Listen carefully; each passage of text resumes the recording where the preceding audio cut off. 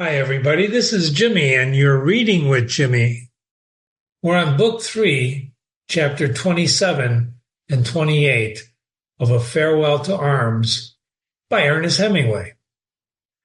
Before I get into this next couple of chapters, I got a lot of emails from the last chapter, and there's one in particular I wanted to call attention. It says, "Dear Jimmy, one of the things you mentioned about Aristotle is that a kind of recognition or reversal should take place and happen in tragedy in the plot. So when the major tells Lieutenant Henry he's tired of the war, and he says, quote, 'If I was away, I do not believe I would come back.' And Lieutenant Henry asks if that's so bad, and he says, 'It's bad, it's worse.' Is that reversal from the first book?" Great question. Very good. You're paying attention. Thank you very much. And actually, it is and it isn't yet. As we'll see in this analysis and in analysis of the whole book, too, there's a lot of reversals happening already, including with Lieutenant Henry when he decides that he's in love with Catherine when he goes to the hospital in Milan. But also, what you're seeing here with the major is almost the foreshadowing of what, and we talked about foreshadowing of what's going to be coming up in this book about what the major said, "If I was away, I don't think I'd come back." That reflects not only on Lieutenant Henry's decision not to wait 6 months for the operation on his knee, but it also reflects on what may happen and will happen in the future. But you don't know that because you haven't read the book yet. But I'm so grateful that you're paying attention. It's very good. Besides that email, I wanted to bring another one up about the biblical reference in the garden to the tree of knowledge. And and if you remember, I did pull in the King James Bible on that. And you can elaborate on what you mean is what the email asks me to do about the snake being reason when you said it is and it isn't the snake being reason. I think I said that. I don't remember what I said. But in any case, Rinaldi said he's the snake of reason. If I were to delve into that, that's going to take too long, and this is not necessarily the place, but we can chat about it in the emails if you like, Jimmy@readingwithjimmy.com. Suffice to say that if you read the story, it's all about freedom of choice. That is the story about Genesis and the tree. It's also about obedience, which is a fundamental theme in the Bible, but it also has to do with this book. As you're going to see in the analysis of this book throughout, obedience, oaths, fighting, breaking your word, keeping your word, that's all part of the thematic development in here with these characters, just like it is in real life. Remember, we read to see how other people live and how to lead our own, right? Soldiers take an oath to fight, don't they? They take when they go to war, they take an oath to fight. So as you see, Lieutenant Henry is going to have to make a decision. He's actually free to decide. We never know why he joins the Italian army as an American. We do know he meets that soldier. And if you read the analysis of Book 2, you're going to find out that there's that one scene about the soldier who actually gave himself a hernia in order not to go back to the front. So you can call that cheating or whatever. But in any case, Lieutenant Henry is free to decide, just as he was free to decide on the train to give up his seat. You remember that, where he paid 2 people to save his seat. And when he got there, one guy objected to it. He could have fought the guy, but he didn't. He gave him his seat. So in the Bible story, this tree has a fruit, and if you eat it, you get an understanding of what is good and what is evil. But before you eat it, you don't know the difference. Now, that's hard to understand or imagine. Well, Jimmy, how do you know what is good, what is bad? Well, you just don't know the difference until you eat the tree. That's often called, as you're growing up, the loss of innocence. And what is it that you must really think about in this story? What is good and what is evil, and what makes you think good and what makes you think evil. But more on that later. I just want to be thankful for your emails. I'm very grateful for that. And keep them coming, because this is the idea of literature, ladies and gentlemen, is to make you think. It's not like, this is a fun book to read, like Alice in Wonderland was a fun book to read. But this is a different type of book to read, right? This is different. This is a little more serious, a little more, lot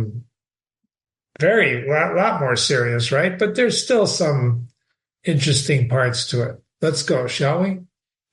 Okay. Chapter 27. All right. Chapter 27. Let's make this just a little smaller. Okay. I woke when Rinaldi came in, but he did not talk, and I went back to sleep again. In the morning, I was dressed and gone before it was light, and Rinaldi did not wake up when I left. You see how matter-of-fact he is when he's narrating? I had not seen the Banzinza before, and it was strange to go up the slope where the Austrians had been. Remember, the battle is waging back and forth, going up and down, beyond the place on the river where I had been wounded. So he goes beyond where he was wounded. There was a steep new road and many trucks. Beyond, the road flattened out, and I saw woods and steep hills in the mist. There were woods that had been taken quickly, but not smashed. And then beyond, the road was not protected by the hills. It was screened by matting on the sides and over the top. The road ended in a wrecked village. The lines were up beyond. There was much artillery around. The houses were badly smashed, but things were very well organized. And there were signboards everywhere. We found Gino, and he got us some coffee, and later I went with him and met various people and saw the posts. Gino said that the British cars were working further down the Banzinza at Ravine.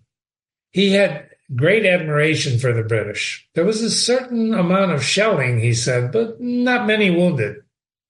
There would be many sick now that the rains had started. We know about that from chapter 1, if you remember. The cholera killed and only killed 7,000 only. We were supposed to attack too, but they had not brought up any new troops, so he thought that was probably off too. Food was scarce, and he would be glad to get a full meal in Gorzia. What kind of supper had I had? I told him, and he said, that would be wonderful. One of the things you see is they live experiences through other people. Where have you been? Tell me about your adventures. What did you eat? He was especially impressed by the dolce, the mixed sweet, right? I did not describe it in detail. I only said it was dolce, and I think he believed it was something more elaborate than bread pudding. Did I know where he was going to? I said I didn't know, but that some of the other cars were at Caporetto. He hoped he would go up that way. It was a nice little place, and he liked the high mountain hauling up beyond. He was a nice boy, and everyone seemed to like him.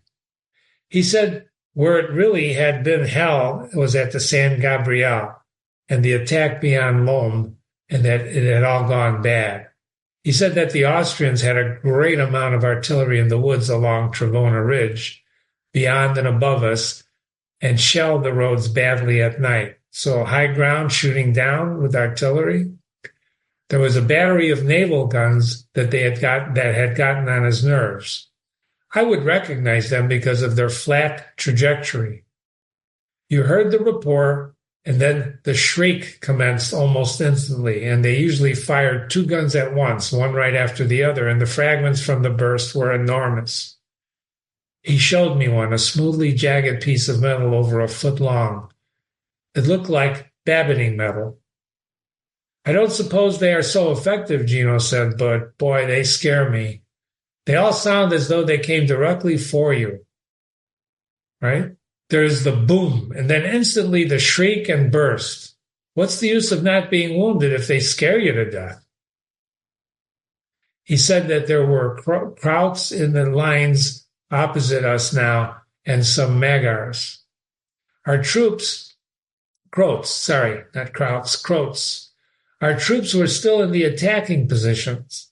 There was no wire to speak of and no place to fall back if there should be an Austrian attack.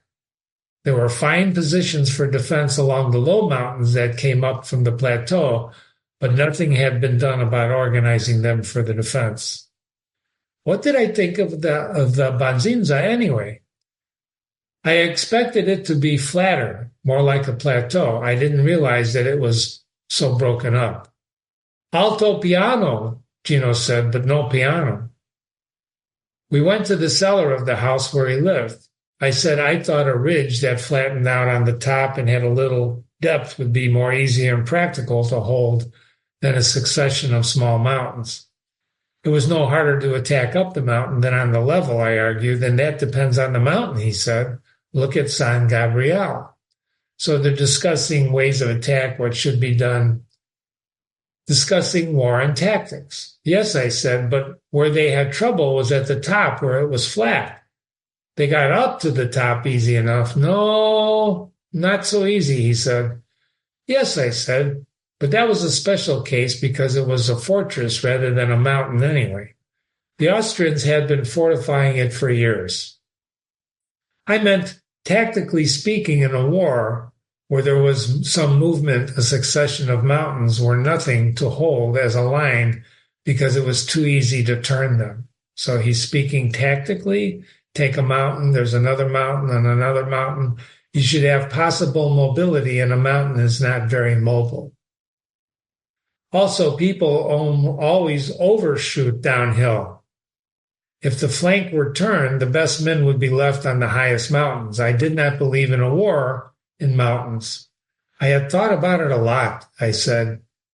You pinched off one mountain and then they pinched off another, but when something really started, everyone had to go get down off the mountains. What were you going to do if you had a mountain frontier? He asked. I hadn't worked that out yet, I said, and we both laughed. But, I said, in the old days, the Austrians were always whipped into a quadrilateral around Verona. They let them come down onto the plain, and then they whipped them there. So he's got a sense of history here, or knowledge of tactical. Yes, said Gino, but those were Frenchmen, and you can work out military problems clearly when you are fighting in someone else's country. Yes, I agreed. When it's your own country, you cannot use it so scientifically.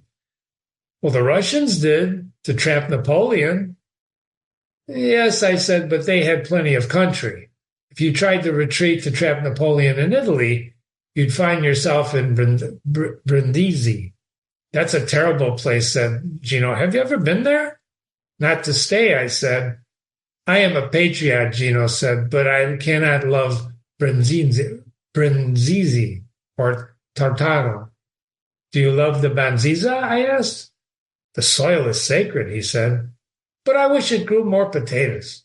You know, when we came here, we found fields of potatoes that the Austrians had planted.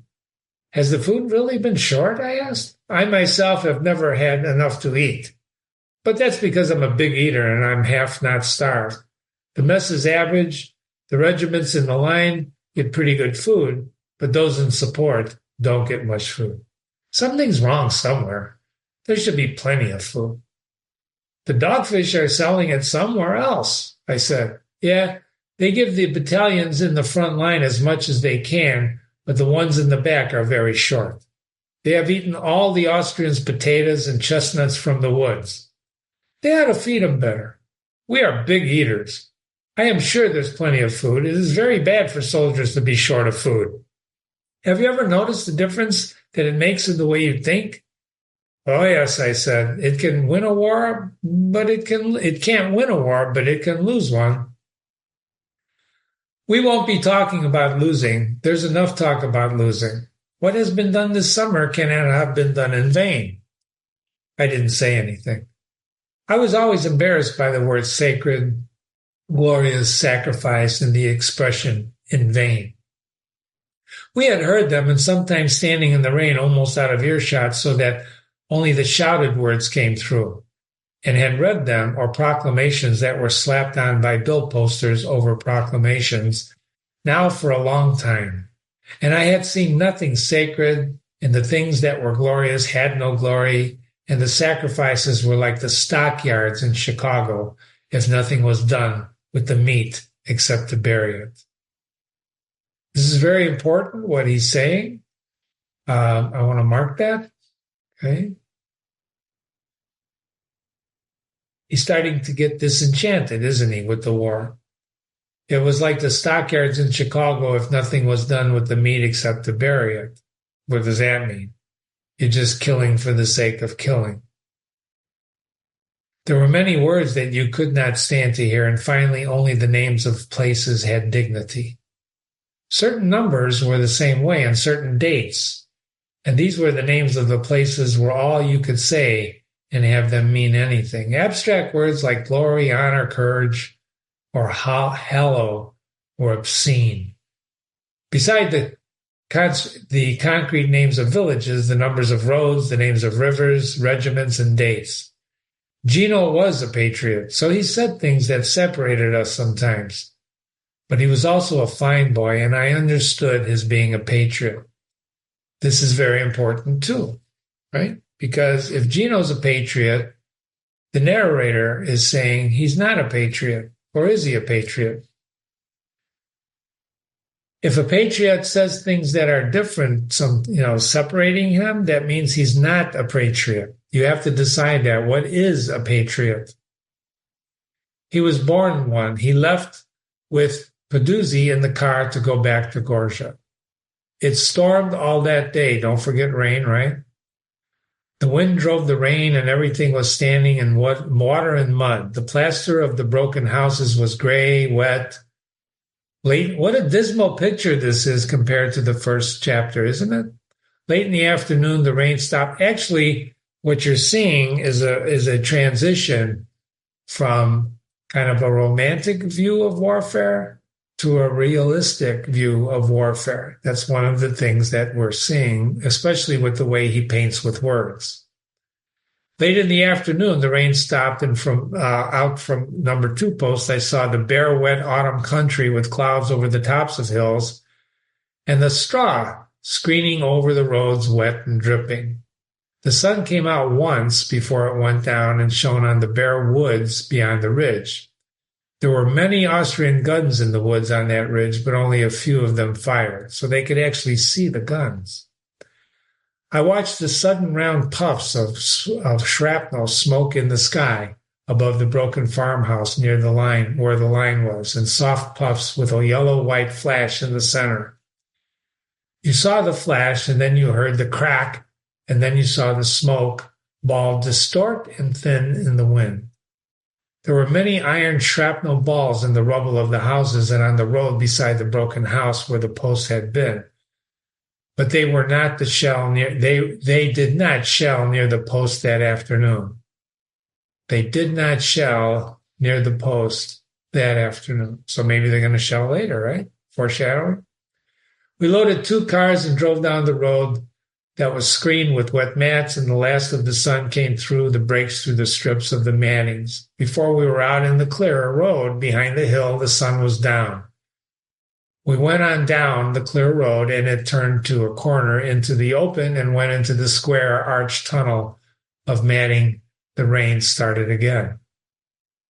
The wind rose in the night, and at 3 o'clock in the morning, with the rain coming in sheets, there was a bombardment, and the Croatians came across the mountain meadows and through the patches of woods into the front line. They fought in the dark, in the rain, and a counterattack of scared men from the second line drove them back. There was much shelling and many rockets in the rain, and machine gun and rifle fire all along the line. They did not come again, and it was quieter, and between the gusts of wind and rain, we could hear the sound of a great bombardment far to the north. The wounded were coming into the post now. Some were carried on stretchers, some walking, some were brought on the backs of men that came across the field. They were wet to the skin and all scared. We filled 2 cars with stretcher cases as they came up from the cellar of the post, and as I shut the door of the second car and fastened it, I felt the rain on my face turn to snow. The flakes were coming in heavy. and fast in the rain. When the daylight came, the storm was still blowing, but the snow had stopped. It had melted as it fell on the wet ground, and now it was raining again. There was another attack just after daylight, but it was unsuccessful. We expected an attack all day, but it did not come until the sun was going down, and then the bombardment started to the south below the long wooded ridge where the Austrian guns were concentrated. We expected a bombardment, but it did not come. It was getting dark. See, we expected. This whole idea of expectation, the disappointment, or are they disappointed or glad? It was getting dark. Guns were firing from the field behind the village, and the shells going away had a comfortable sound. Why comfortable? Because it's their guns, right? We heard that the attack to the south had been unsuccessful.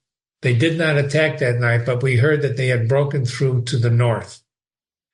In the night, word came, you see what he's doing here? This is all central to moving the action forward, but he's describing and painting a picture of the central theme of this novel, war. This is war, ladies and gentlemen. War. Fog of war. They don't know what's going on. In the night, word came that we were to prepare to retreat. Uh-oh. The captain at the post told me this. He had it from the brigade. A little while later, he came from a telephone and said it was a lie. The brigade had received orders that the line of the Branzinza should be held no matter what happened. I asked what about the breakthrough, and he said that he heard at the brigade that the Austrians had broken through the 27th Army Corps up toward Caporetto. There had been a great battle in the north all day.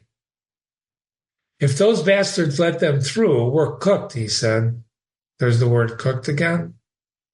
It's Germans that are attacking, one of the medical officers said. The word Germans was something to be frightened of. We did not want to have anything to do with the Germans. There are 15 divisions of Germans, the medical officer said. They've broken through and we're going to be cut off. You've heard this expression, or maybe you haven't, the fog of war.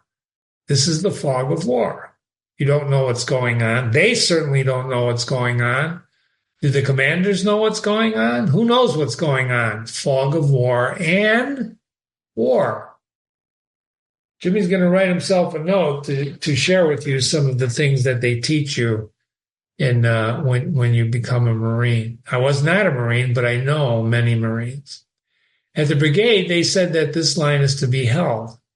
They say that they have not broken through badly and that we will hold the line across the mountains from Mount Maggiore.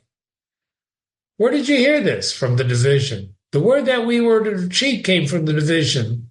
Look, we work under the Army Corps, I said, but here I work under you. Naturally, when you tell me to go, I will go, but get the orders straight. So Lieutenant Henry is exercising his semi-authority. The orders are that we're to stay here.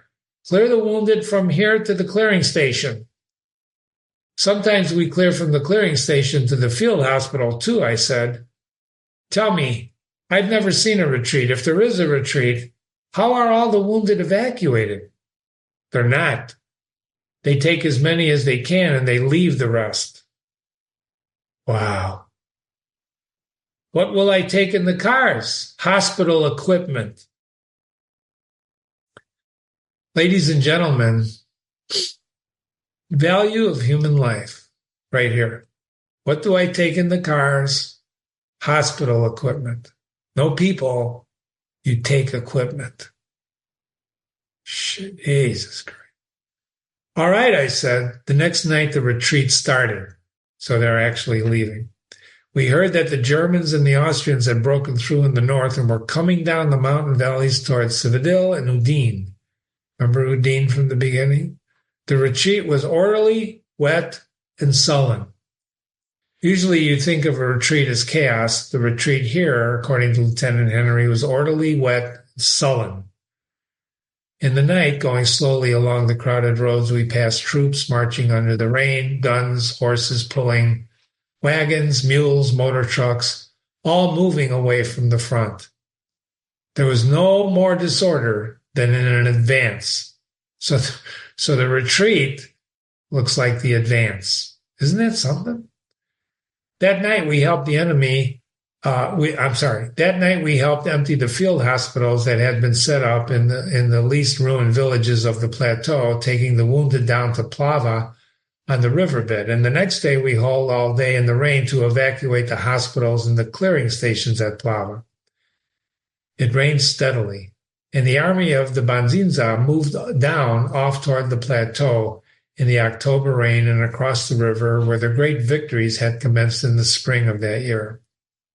We came on to Gorzia in the middle of the next day. Remember Gorzia? That's where it all started, Gorzia.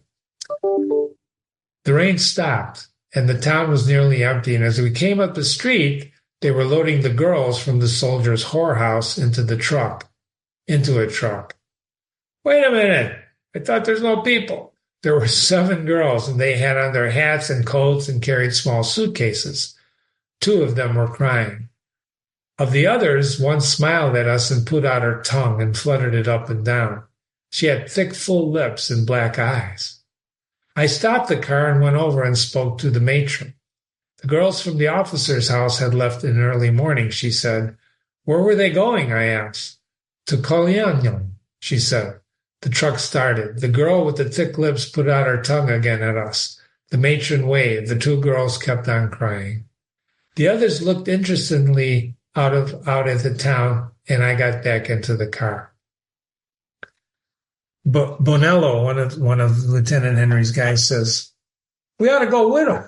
That would be a good trip. We'll have a good trip, I said. We're going to have a hell of a trip, he says. That's what I mean, I said. We came up the drive to the villa. I'd like to be there when some of those tough babies climb in and try to hop them. You think they will? Sure, everybody in the Second Army knows that matron. We were outside the villa. They call her Mother Superior, Bonello said. And why does he know this? Well, don't forget, Lieutenant Henry's an officer. There were 2 body houses, one for officers and one for the men. This is the men's body house. The girls are new, but everybody knows her. They must have brought them in just before the retreat. They'll have a time. I'll say they'll have a time. I'd like to have a crack at them for nothing. They charge too much at that house anyway. The government gyps us. Take the car out and have the mechanics go over it, I said. Change the oil, check the differential, fill it up, and then get some sleep. Yes, Signor Tenente. The villa was empty. Rinaldi was gone with the hospital. The major was gone, taking hospital personnel in the staff car. There was a note on the window for me to fill the cars with the material piled in the hall and proceed to Bordone. The mechanics were all gone already, and I went back to the garage. The other 2 cars came in while I was there, and their drivers got down. It was starting to rain again. Rain. I'm so sleepy. I went to sleep 3 times coming here from Plava, Piani said. Well, what are we going to do, Lieutenant, Tenente? We're going to change the oil, grease them, fill them up, take them around the front, and load the junk that they've left. Well, then do we start? No, we're going to sleep for 3 hours, I said. Christ, I'll be glad to sleep, Bonello said. I could keep awake driving. I couldn't keep awake driving. How's your car, Amio? I asked. It's all right. Well, give me a monkey suit and I'll help you with the oil, I said. No, don't do that, Tenente, Amio said. It's nothing to do. You go pack your things. My things are packed, I said. I'll go and carry out the stuff that they left for us. Bring the car around as soon as they're ready. They brought the cars around to the front of the villa, and we loaded them with the hospital equipment, which was piled in the hallway.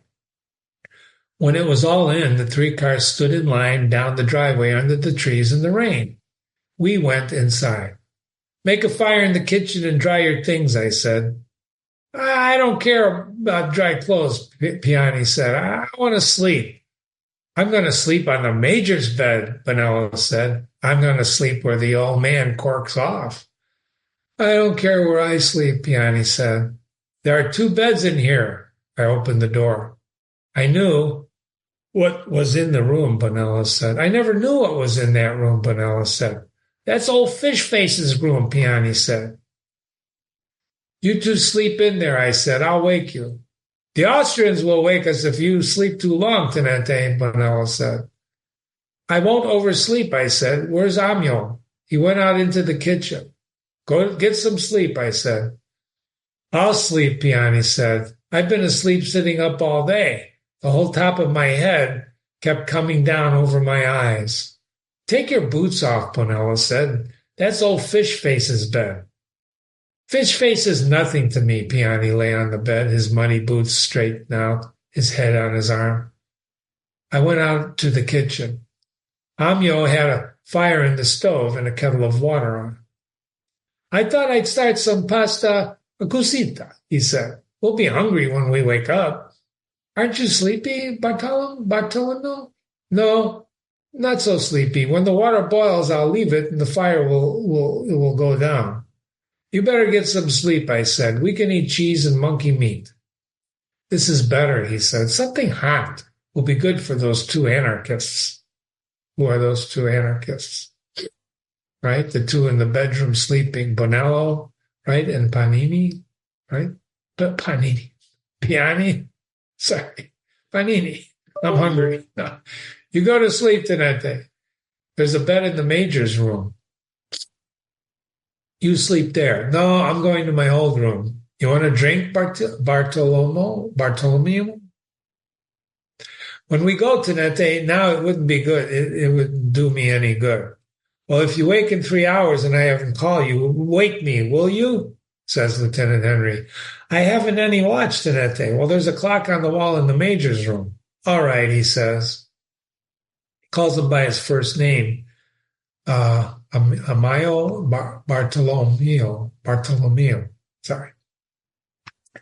I went then through the dining room and the hall and up the marble steps to the room where I had lived with Rinaldi. It was raining outside. I went to the window and looked out. It was getting dark. And I saw the 3 cars standing in line under the trees. The trees were dripping in rain.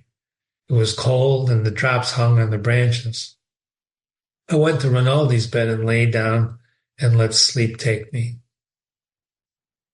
We ate in the kitchen before we started. Amio had a basin of spaghetti with onions and a tinned meat chopped up into it. We sat around the table and drank 2 bottles of wine that had been left in the cellar of the villa. It was dark outside and still raining. Piani sat at the table very sleepy. I like a retreat better than advance, Bonello said. On a retreat, we drink Barbera. We drink it now. Tomorrow we may drink rainwater, Amio said. Tomorrow we'll be in Udine. We'll drink champagne. That's where the slackers live. Wake up, Piani. We're going to drink champagne tomorrow in Udine. I am awake, Piani said. He filled his plate with spaghetti and meat. Couldn't you find tomato sauce, Bardo? Well, there wasn't any, Amio said. We'll drink champagne in Udine, Bonella said. He filled his glass with the red Barbera. We may drink, see it? Before Udine, Piani said. We may drink, see the dash? What's the dash? We may drink shit, right? Whatever you want to put in there. Have you eaten enough tonight? Amio asked. I've got plenty. Give me a bottle, Bartolomeo. He calls him Barto here. That's the other guys that call him that. And Lieutenant Henry, calls him by his formal name, Bartolomeo. Did you sleep at all? I don't need much sleep. I slept very little. Tomorrow we'll sleep in the king's bed, Bonello said. Don't forget the king is from Udine. He was feeling very good. I wonder why. Tomorrow maybe we'll sleep in the, Piani said. I'll sleep with they've been drinking wine, right? I'll sleep with the queen, Bonello said. He looked to see how I took the joke. You'll sleep with, Piani said sleepily. That's treason, Tenente, Bonello said. Isn't that treason? Shut up, I said. You get too funny with a little wine. Outside it was raining hard, and I looked at my watch, and it was 9:30. Time to roll, I said, and I stood up. Who are you going to ride with, Tenente Bonella said. With Amigo. Then you come, then Piani, and we'll start out the road for Corms. I'm afraid I'm going to go to sleep, Piani said. All right, I'll ride with you, then Bonello, then Amigo. That's the best way, Piani said, because I'm so sleepy. I'll drive, you sleep a while. No, I can drive, just so long as I know somebody will wake me if I go to sleep. I'll wake you. Put out the lights, Bardo. You might as well leave them, Bonello said. We ought to use no more. We have no more use for this place. Pardon me.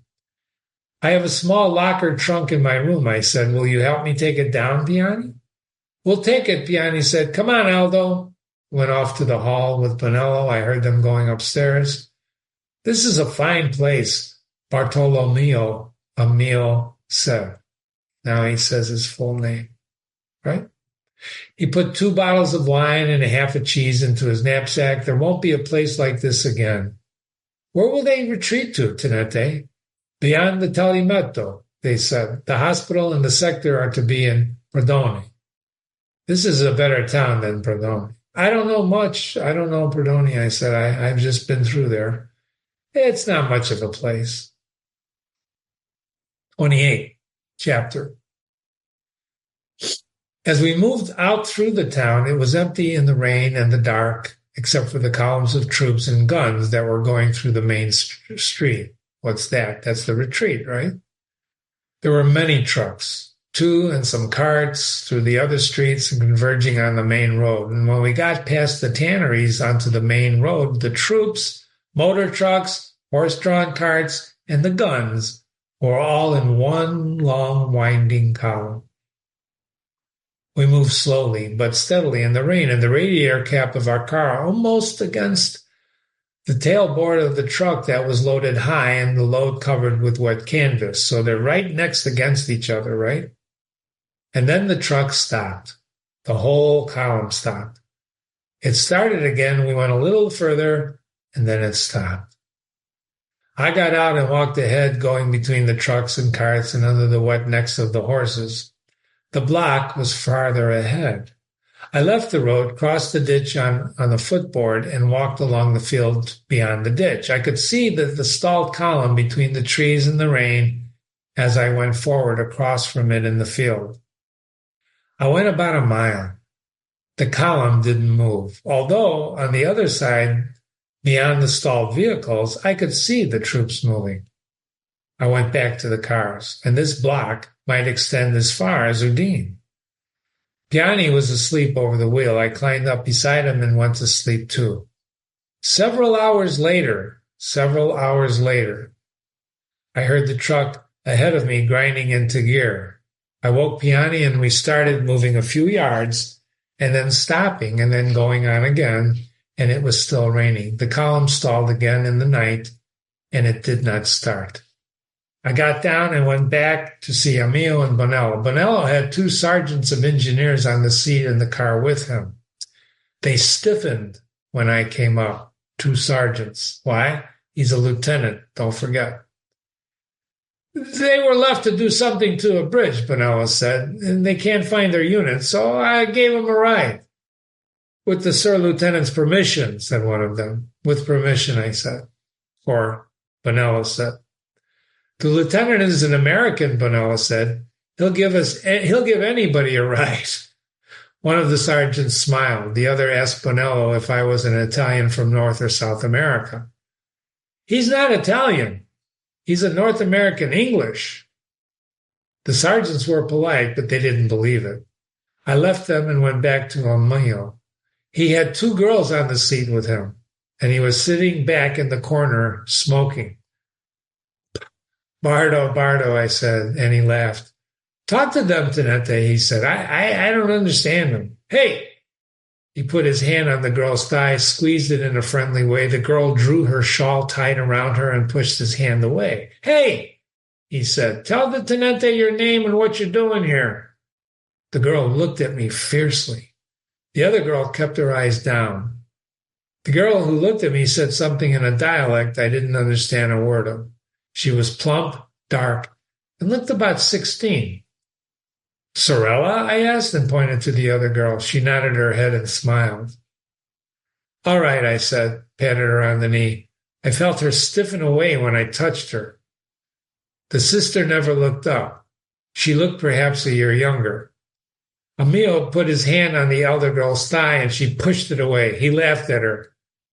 Good man, he pointed at himself. Good man. He pointed at me. Don't you worry. The girls looked at him fiercely. The pair of them were like two wild birds. What does she write with me if she doesn't like me? Emil said. They got right into the car the minute I motioned to them. He turned to the girl. Don't worry, he said. No danger of using a vulgar word. No place for vulgar word. What is that word? I could see she understood the word, and that was all. Her eyes looked at him very scared, and she pulled her shawl tight. Car all full, Emil said. No danger of, no place for. Every time he said the word, the girl stiffened a little. And then sitting stiffly and looking at him, she began to cry. I saw her lips working, and then tears came down her plump cheeks. Her sister, not looking up, took her hand, and they sat there together. The older one, who had been so fierce, began to sob. I guess I scared her, Emil said. I didn't mean to scare her. Bartolomeo brought out his knapsack and cut off 2 pieces of cheese. Here, stop crying. The older girl shook her head and still cried, but the younger girl took the cheese and commenced to eat. And after a while, the younger girl gave her sister the second piece of cheese, and they both ate. The older sister still sobbed away. She'll be all right after a while, Emil said. An idea came to him. Virgin? He asked the girl next to him. She nodded her head vigorously. Virgin too? He pointed to the sister, and both girls nodded their heads. And the elder said something in dialect. That's all right, Bartolomeo said. That's all right. Both of the girls seemed cheered. I left them sitting together with Emil sitting back in the corner and went back to Piani's car. The column of vehicles didn't move, but the troops kept passing alongside. It was still raining hard, and I thought that some of the stops in the movement of the column might be from the cars with wet wiring.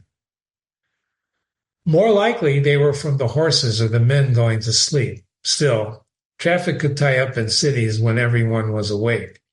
It was a combination of horse and motor vehicles. They didn't help each other.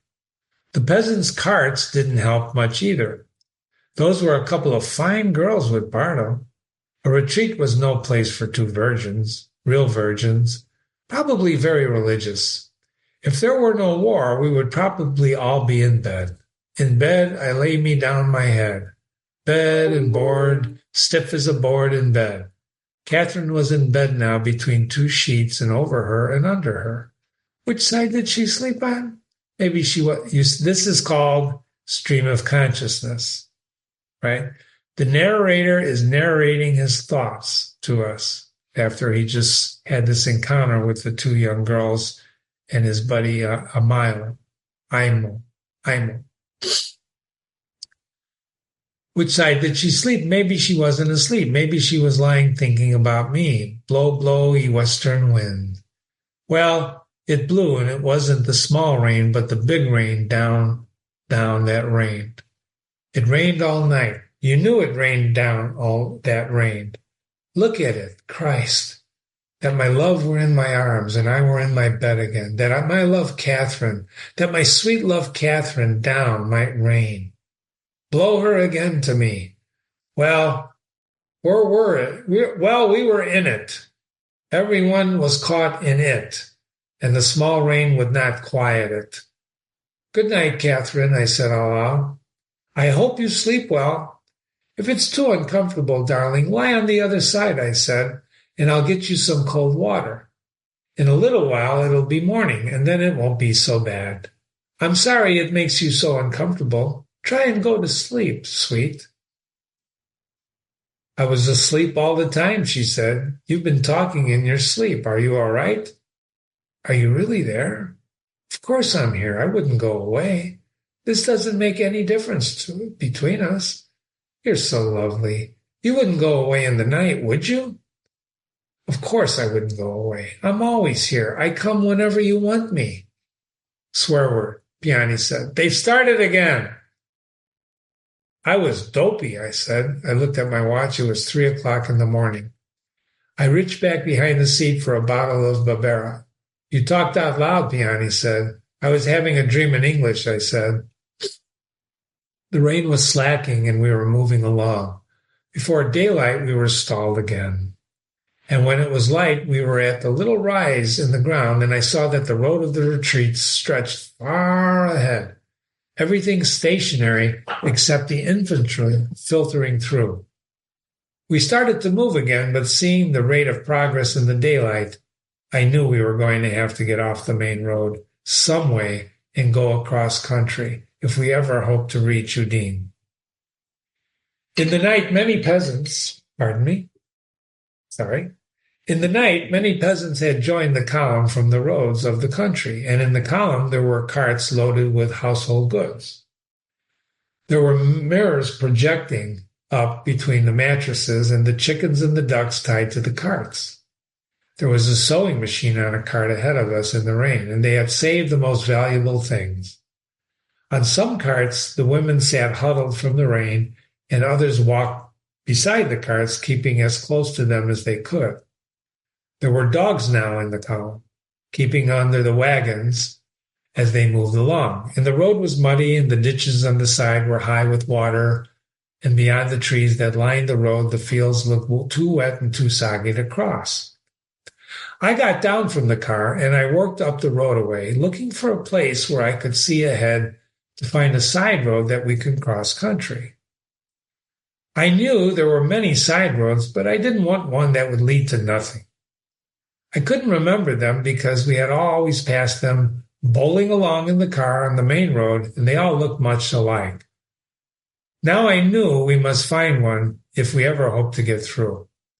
No one knew where the Austrians were or how things were going, but I was certain that if the rain should stop and planes come over and get to work on that column, it would be all over. All that was needed was for a few men to leave their trucks or a few horses to be killed, and it tidied up completely movement on the road. The rain was not falling heavily now, and I thought it might clear, so I went along the edge of the road, and when there was a small road that led off to the north between the two fields with a hedge of trees on the sides, I thought we had better take it, and I hurried back to the cars. I told Piani, turn off, and went back to tell Bonello and Emil. If it leads nowhere, we can turn around and cut back in, I said. Well, what about these? Bonello said. His two sergeants were beside him on the seat. They were unshaven, but still military-looking early in the morning. They'll be good to push, I said. I went back to Emil and told him that we were going to try across country. What about my virgin family? Emil said.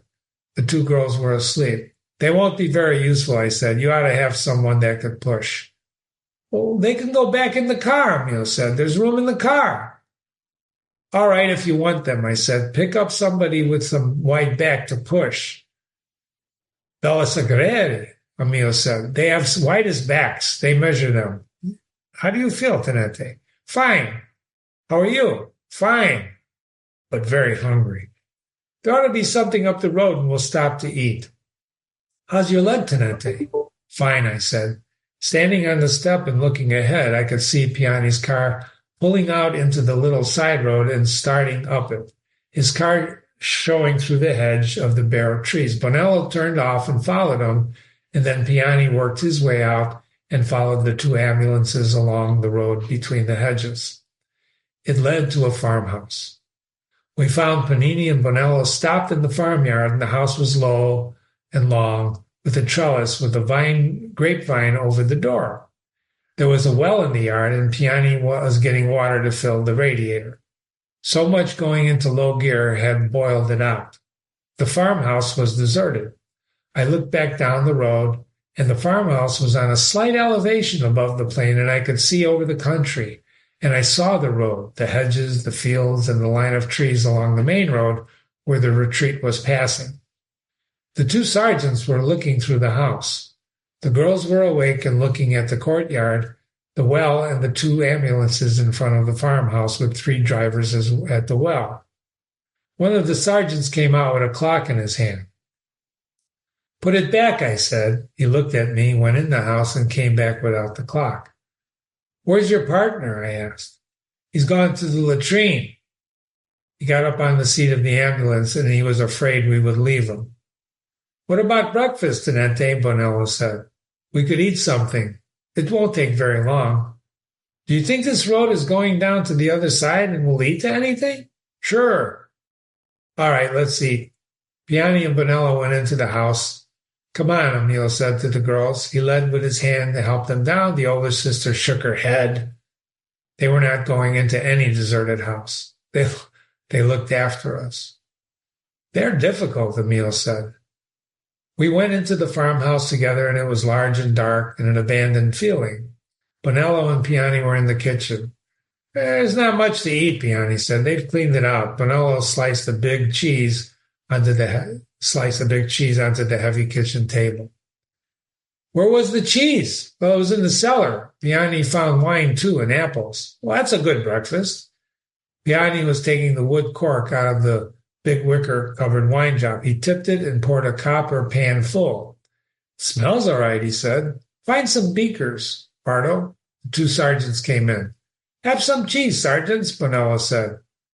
"We should go," one of the sergeants said, eating his cheese and drinking a cup of wine. "We'll go, don't worry," Bonello said. "An army travels on its stomach," I said. "What?" asked the sergeant. "It's better to eat." "Yes, but time is precious," he said. "I believe the bastards have eaten already," Piani said. The sergeants looked at him. They hated the lot of us. "You know the road?" one of them asked me. "No." They looked at each other. "We would do best to start," the first one said. "We are starting," I said. I drank another cup of red wine. It tasted very good after the cheese and apple.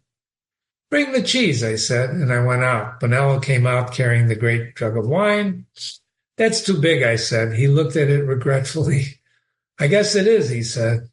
"Give me the canteens to fill," and he filled the canteens, and some of the wine ran out on the stone paving of the courtyard. This is an interesting detail. Then he picked up the wine jug and put it just inside the door. "The Austrians can find it without breaking the door down," he said.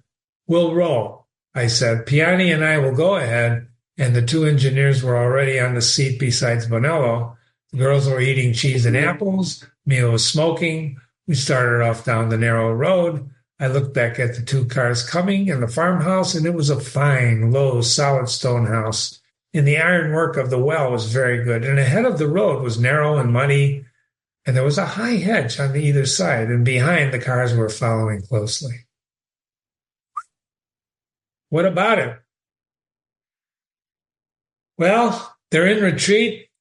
Lieutenant Henry makes a decision to take the side road because he doesn't want to get, scattered if the planes start shooting and the line of cars stalls. You can learn more by watching the next reading, and be sure to visit and read the other classics with Jimmy on this website. Pardon me. Remember, Jimmy at readingwithjimmy.com, Jimmy at readingwithjimmy.com if you have a question. Thanks for coming by. Let's wish Lieutenant Henry good luck. We'll see you at the next reading. Bye.